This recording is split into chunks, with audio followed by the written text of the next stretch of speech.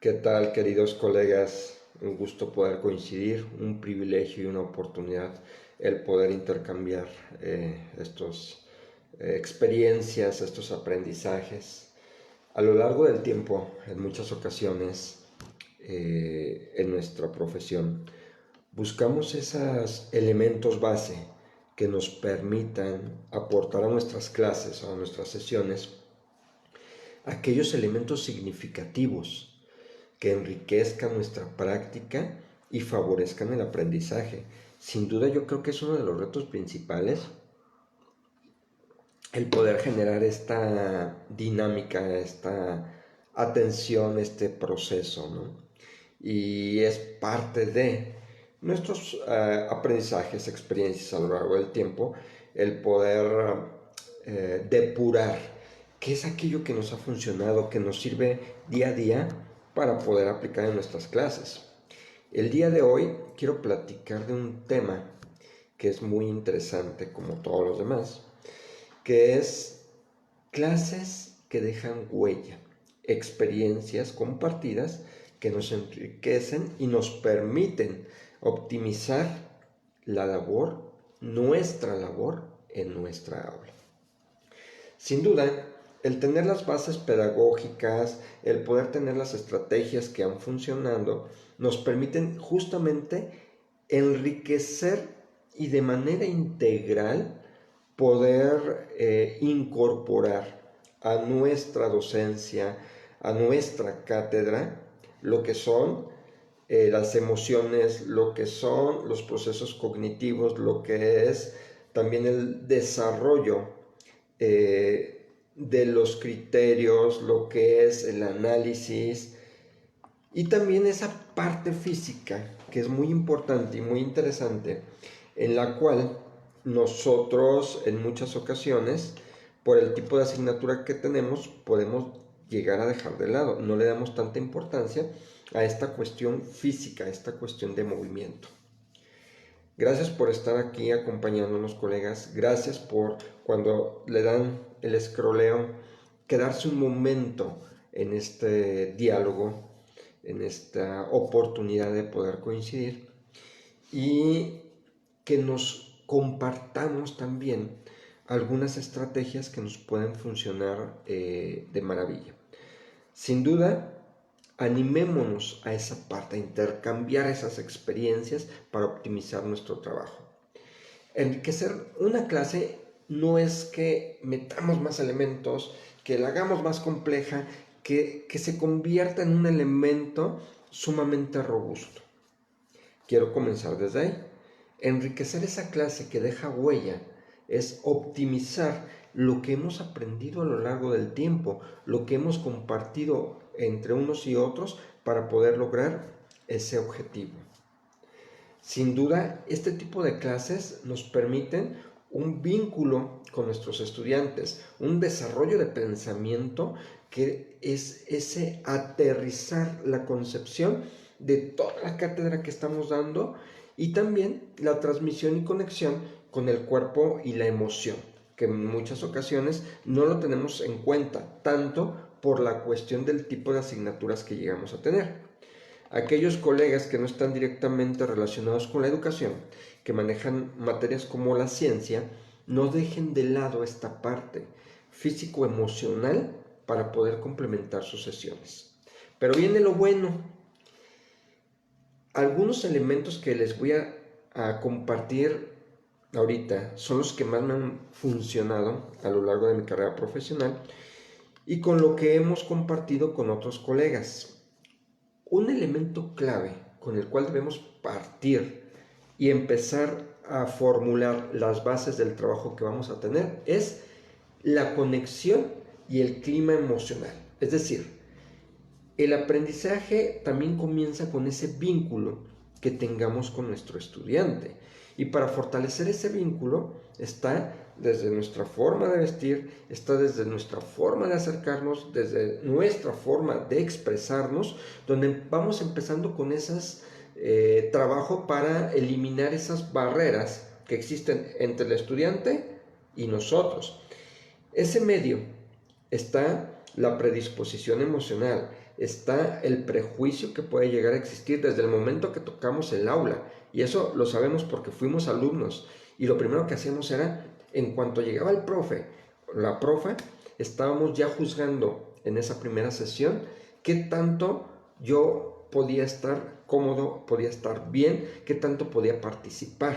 Entonces desde ahí tenemos que empezar a enumerar cuáles son las barreras que a lo largo de mi profesión he detectado en las primeras sesiones, que son esenciales las primeras sesiones para poder eliminar estas barreras que existen con nuestros estudiantes. Cada uno identificamos algunas. Yo la principal que identificaba en mi persona era que me veían cara de geniudo, es decir, para los que no son de México, geniudo quiere decir que muy enojón.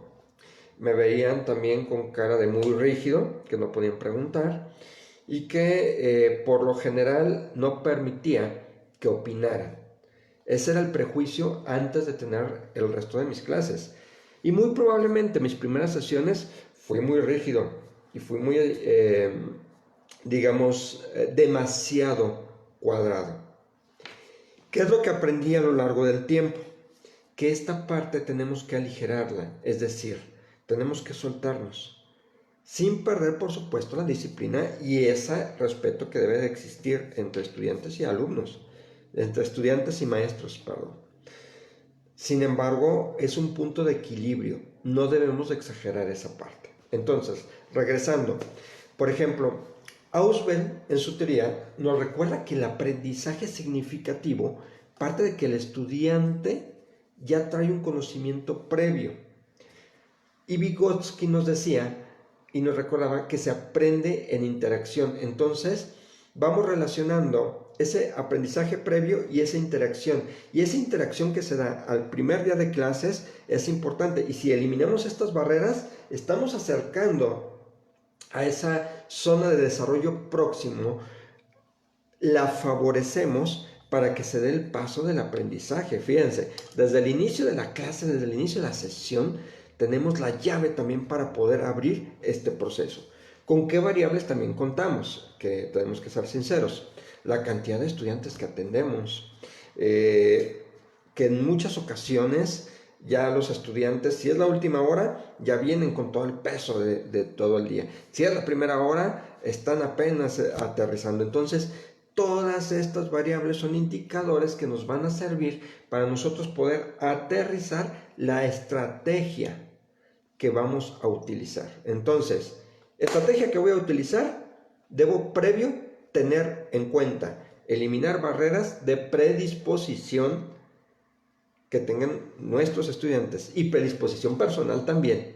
Entonces, 1, 2, tenemos que considerar los elementos ambientales a los cuales están expuestos los estudiantes. Si es primera o última clase, si ya traen hambre o no traen hambre, si están dispersos, qué asignatura previa tuvieron, o si vienen con la familia. Depende del grado al que nosotros estemos impartiendo o en el cual nos encontremos. Esa es una tarea personal de análisis.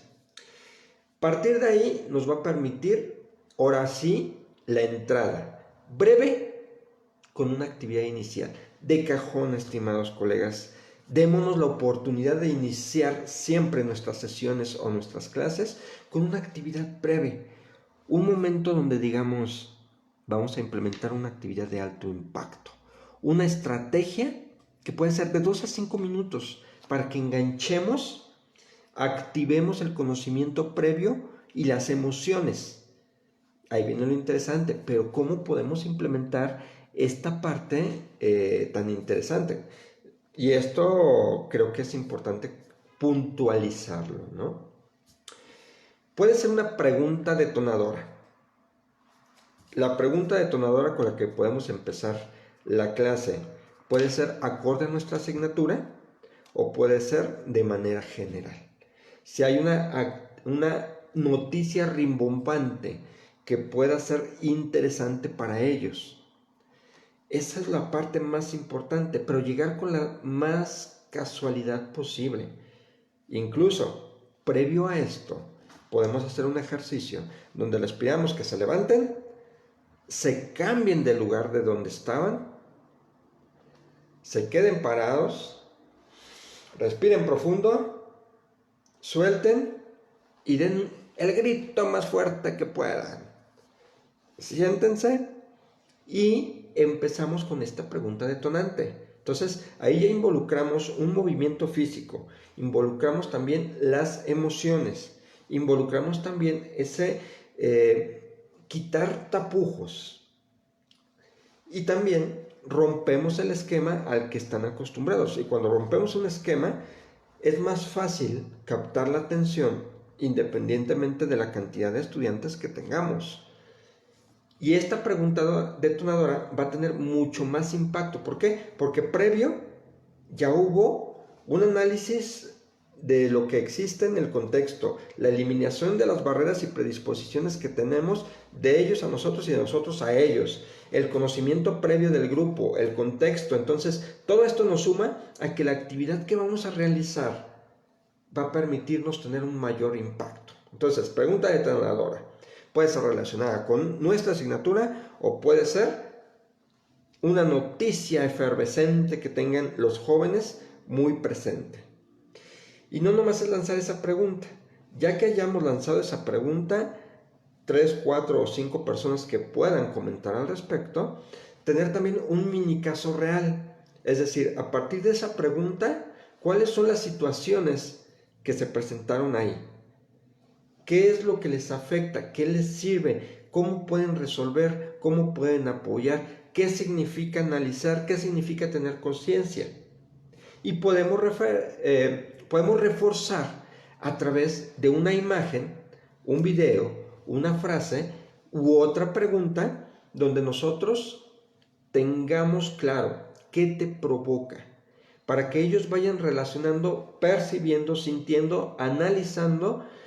Y al recoger 3 o 5 preguntas, podemos apuntarlas en el pizarrón, las respuestas, y podemos también conectar ¿con qué? Con lo que se va diciendo referente al tema.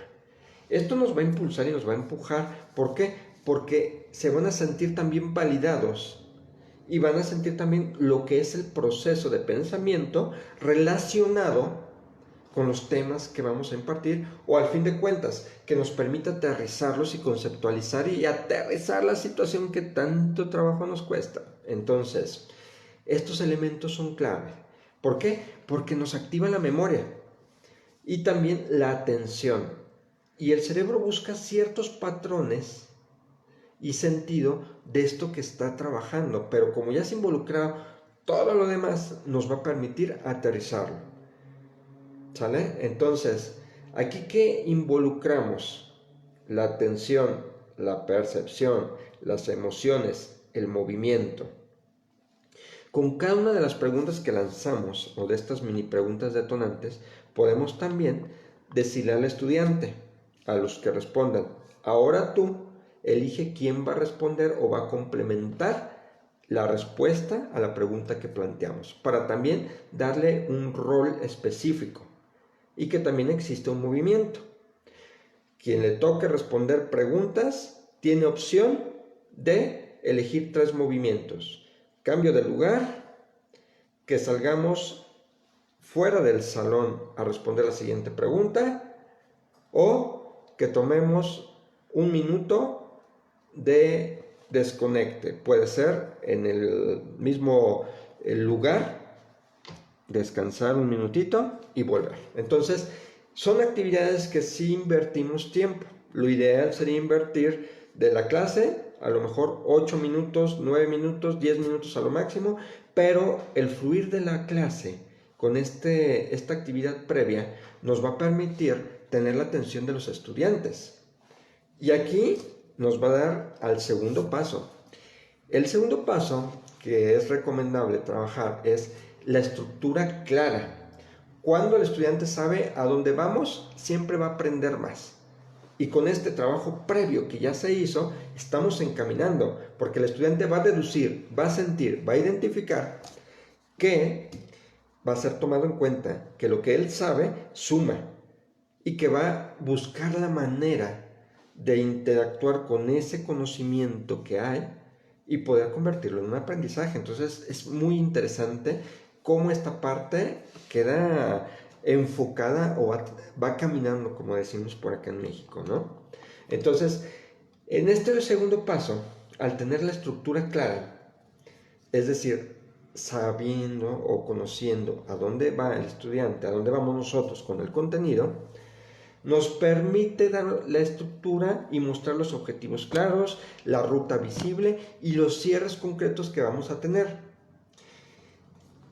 Por ejemplo, ¿qué nos puede servir para reforzar la estructura clara de una clase? Lo que nos va a servir es una agenda visible, es decir, un objetivo en lenguaje de estudiante. ¿Cómo es esto? Hoy aprenderás a sumar, restar, multiplicar, analizar,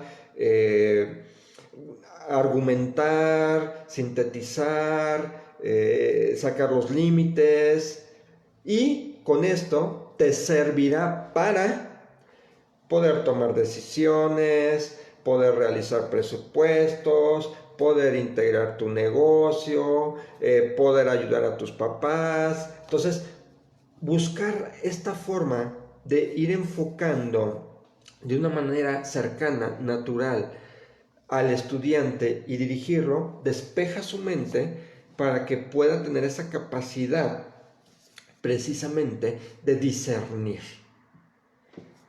Y también tenemos que agregar a esto, lo demostrarás cuando, es decir, ya le dije, hoy aprenderás a sumar y podrás ayudar a tus papás para hacer el mandado. Y lo demostrarás cuando vayan al mandado y tengas muy claro cuánto se va a ganar. Entonces, cuando tenemos estas rutas de aprendizaje, siempre nos va a permitir reconocerlo, y a él también. Cuando lleguemos a ese momento donde ya se tenga que comprobar a partir de un examen o también de la conciencia de él qué parte ya lograste y cuál falta, ahí es donde despertamos ese interés, ese aprendizaje, esa experiencia para poder incorporar a la vida sus conocimientos y que él sepa que la escuela no está pintada, que la escuela no solo es cumplir y que la escuela va más allá y está con él día a día. Esta ruta de aprendizaje sin duda nos permite encauzar, y créanmelo, en los diferentes niveles que he tenido la oportunidad de impartir, siempre me permite retroalimentar a mi estudiante de que la escuela está en su día a día, que la escuela le da una visión distinta y le da un sentido, pero eso tenemos que partir de esa vocación que tenemos para ir preparando el camino, ir arándolo. ¿Para qué? Para que todo esto se vaya incorporando a través de experiencias prácticas y también del movimiento, de las emociones, del hacer propio, suyo, este proceso. ¿Dónde está el fundamento de estos elementos? Se encuentra en que el aprendizaje mejora cuando hay una orientación y un andamiaje. ¿Se acuerdan quién habla del andamiaje? No me queden mal, acuérdense, ¿quién habla del andamiaje? Vygotsky. Vygotsky nos trata o nos habla del andamiaje, de ese medio donde nosotros vamos a colocar todos los elementos para poder realizar el aprendizaje, y esta ruta nos la va a favorecer. Entonces, tenemos que considerarlo. Ahora bien, ¿qué otro elemento debemos de considerar para esta práctica efectiva de esta clase que deje huella? La explicación concreta, cercana, sensible, y menos discurso con más claridad. ¿Qué quiere decir esto? Si yo me agarro, hable y hable y hable y hable y hable, pero no aterrizo, no concreto, no doy sentido, no incorporo movimiento, no incorporo emociones, no incorporo aterrizar, no incorporo los diferentes canales de percepción de nuestros estudiantes, pues una grabadora y el estar yo enfrente del grupo prácticamente sería lo mismo. Entonces, nuestra labor radica en ir tejiendo ese contexto. Sin duda, el hablar mejor, el estructurar, explicar y verificar la comprensión. Es decir, a lo mejor estamos nosotros bien emocionados en el tema, pero resulta que el alumno ya se desconectó. Resulta que el alumno ya se perdió. ¿Y qué es lo que pasa ahí? Perdimos toda una clase en solo hablar. ¿Avanzamos en contenido? Quizás, pero en comprensión no. Entonces, cuando la estrategia nos permite implementar estas microexplicaciones, más el ejemplo, más el chequeo rápido, sin duda nos permite explicar las ideas claves en 3 a 5 minutos, dar un ejemplo concreto de vida real o profesión, y también ese chequeo rápido nos permite señalar qué es lo que se entendió, explicarlo quizás en una frase o en una pregunta de opción múltiple. Cada quien tenemos ahí la forma, pero sin duda el tomar en cuenta esto nos va a empujar y va a empujar a nuestros estudiantes a estar conectados. Por ello, es importante también el criterio de estar mirando nuestro grupo y ver la respuesta. Si la respuesta no está siendo favorable, cambiemos el estímulo, cambiémoslos del lugar, tomemos tiempo para respirar profundo, tomemos tiempo para hacer una limpia en el salón. Y una limpia no me refiero a una cuestión mágica esotérica, me refiero a quizás en ese momento limpiar los lugares, que va a dar una claridad mental, dejar el lugar limpio y cambiar de lugar también. Entonces, este movimiento, como les digo, vuelve a atraer la atención de nuestros estudiantes y nos permite favorecer el aprendizaje. Entonces, tenemos que estar atentos no solo a aprender las ideas clave, no solo a aterrizarlas, sino también a esa dinámica constante de cambio que les permite a ellos comprender que estamos en movimiento, que estamos aprendiendo y que implica la atención y la percepción adecuada de todo el medio que se da. Preguntas totalmente fuera del tema también nos permite aterrizarlo. Ahora bien, la participación activa nos permite tener al estudiante como un protagonista y que él se dé cuenta de que se le valida, que se dé cuenta que tiene la capacidad de poder analizar, reflexionar. Perdónenme, colegas. De reflexionar sobre lo que se está implementando, lo que se está impartiendo. Ahora, esta docencia activa, esta docencia de participación, sin duda nos permite el aterrizar actividades que se pueden implementar en 5 o 6 minutos. Pero tenemos que tener muy claras las reglas para poder organizar a todo el salón. Podemos empezar con el detonante de las matemáticas en tu día a día. Pensemos de manera individual. ¿Qué impacto tiene para mí que yo sepa las matemáticas o sepa los números? Ahora vamos a comentar con los compañeros. Mi idea con tu idea. ¿Y ahora qué vamos a hacer? Compartir en el grupo. Vamos a formar equipos y vamos a compartir cuáles son esos impactos en el día a día que se tiene. Y puede valer o no participación, puede valer o no algún elemento adicional que consideremos o algún pequeño presente. Algo de conductismo y condicionamiento, ¿verdad? Y podemos cerrar con la síntesis de lo que en común llegamos. Con estos tipos de elementos que a veces los implementamos, pero no sabemos qué impacto tiene, y no sabemos qué impacto tiene a nivel de emociones, nos permite bajar la ansiedad, aumenta la participación y mejora la elaboración del pensamiento. Entonces, vean cómo todo esto nos va permitiendo estructurar y nos va permitiendo enriquecer realmente nuestra labor de una manera impresionante. O sea, es muy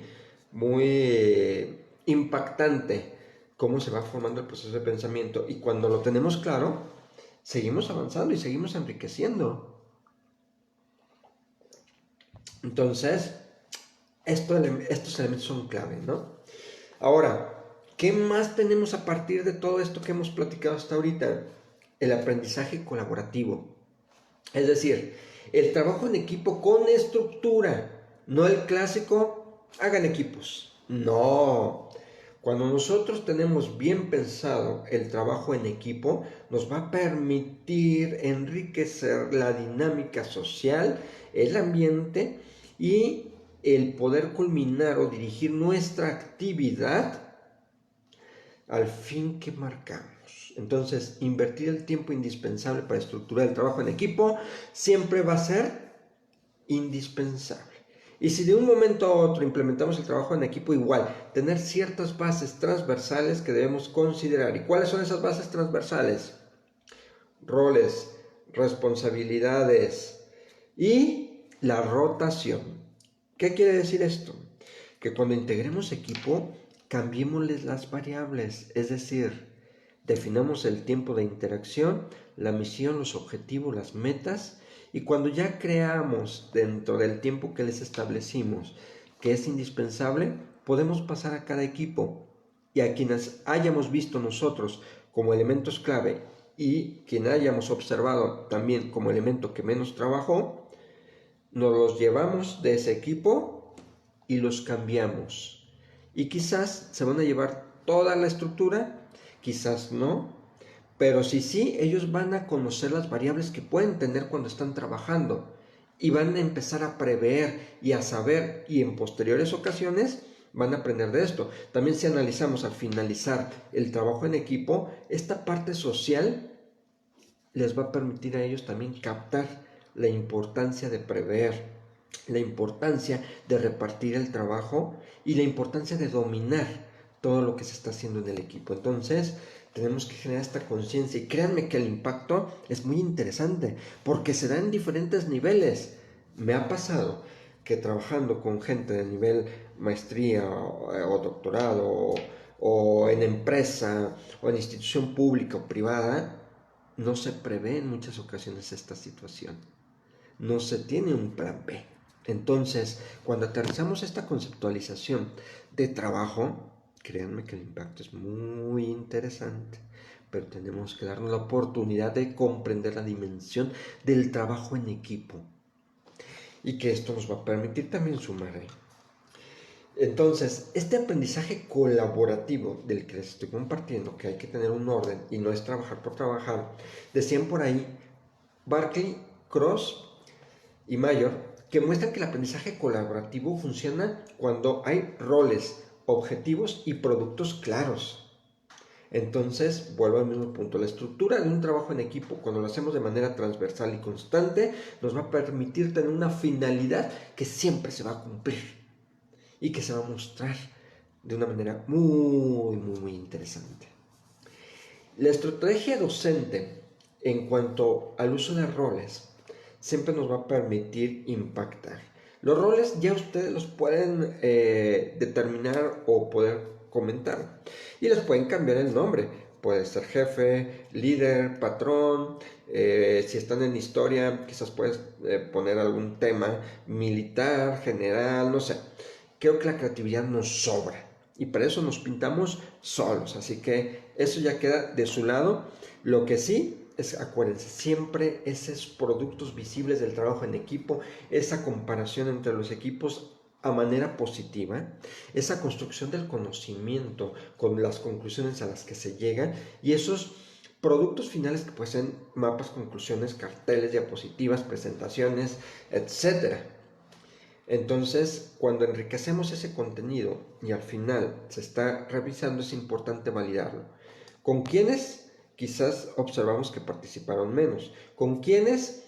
Observamos también que no asumen una responsabilidad. Podemos darle el rol de la responsabilidad para que tomen decisiones y que vean que pueden hacerlo y de manera positiva. Y retroalimentar al respecto siempre es importante. Diría por ahí un buen amigo, el maestro Andrés López, que es realimentar, y estoy de acuerdo, porque retro, por atrás, alimentar, pues no nos suena, ¿no? Realimentar nuestros procesos educativos es primordial, es esencial, y el trabajo en equipo nos lo muestra. Ahora bien, vamos a llegar a esa parte también de la evaluación formativa, es decir, realimentar para mejorar y no solo para calificar. ¿Qué quiere decir esto?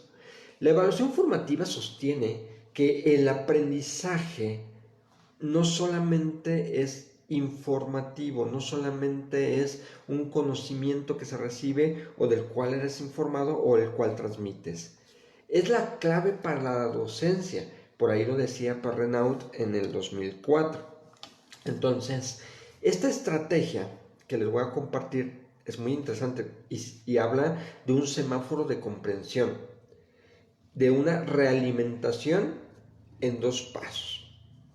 Semáforo. Podemos tener el semáforo y tenemos las bolitas verde, amarilla y roja.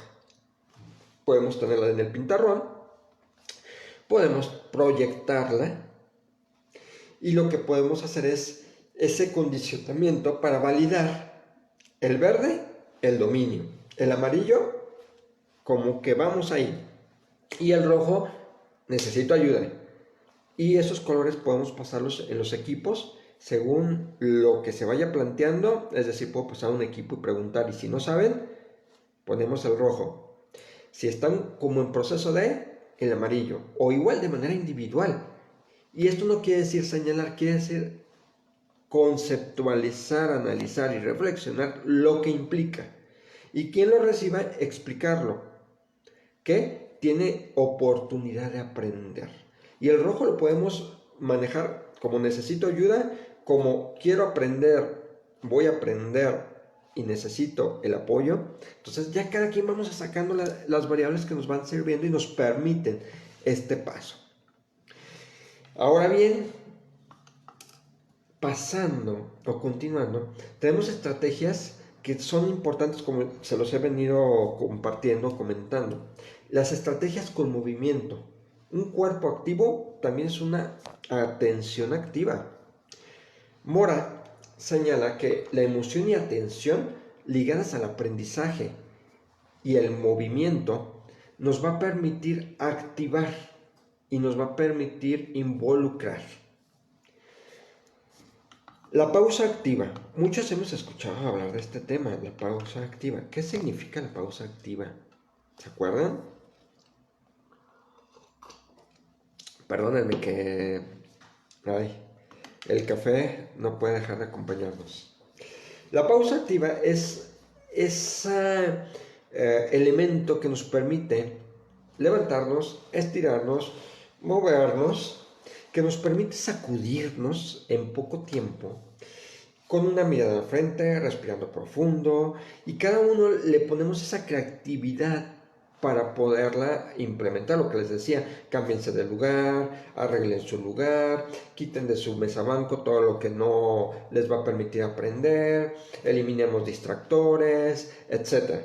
Incluso en la pausa activa, previo a llegar al salón, podemos dejar 3-4 pistas escondidas para ver esa capacidad de poder detectar, observar y en esa pausa activa implementar ese proceso de atención. Entonces, es interesante lo que podemos hacer con las pausas activas.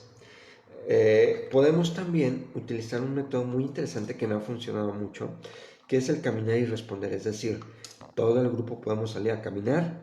Sí, salimos en grupo y en grupo, caminando, vamos planteando la explicación de un tema, vamos compartiendo la explicación de un tema y vamos aterrizando la explicación del tema. Entonces es muy interesante estas dinámicas que podemos tener. Cada uno la adaptamos como mejor nos funcione. Y por supuesto, está de por medio la respiración y esa regulación emocional.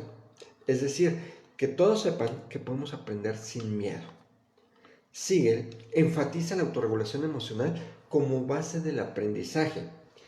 Y aquí lo que es esencial es el poder tomar el tiempo necesario para poder respirar profundo, con sentido y percibiendo cómo lo hacemos y que nos da tranquilidad posterior a este ejercicio. Y podemos repetirlo 3 veces, 4 veces, las veces que haga falta a lo largo de nuestras sesiones. Podemos agregar frases que consideremos que tienen un sentido especial para los estudiantes y que pueden involucrar también las emociones. Entonces, sin duda, ir incorporando todos estos elementos nos permiten también ver más allá de solo el speech, de solo el hablar solito, sino también involucrar los sentidos y los canales de percepción. Incluir la meditación. Hay unos ejercicios de meditación muy padres para chicos, para jóvenes, depende de la edad, en el cual nos tomamos 2 o 3 minutos y hacemos esa meditación dirigida con control de respiración, estando en el espacio o poder recostar en el piso y poder dirigirlos en ese momento también de tranquilidad y de hacer conciencia. Cierra los ojos, baja la mirada, ubica tus pies en el piso, observa tu respiración. O sea, hay variedad que podemos utilizar y que esto nos puede servir como este elemento tan escuchado, no sé qué tanto lo han escuchado ustedes, el mindfulness, que nos permite no captar nuevamente la atención. Entonces, ahí tenemos otro elemento importante.